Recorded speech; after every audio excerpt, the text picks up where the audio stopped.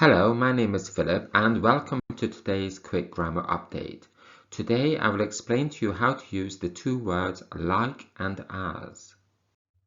Like is used as a preposition before a noun or pronoun. It means similar to. We can use it to compare appearances or other senses. For example, he ran like the wind. She sings like an angel. You look just like your mother. That sounds like the bus.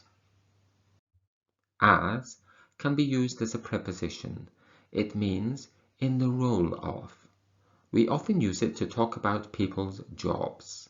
For example, as your friend, I have to say you can't sing.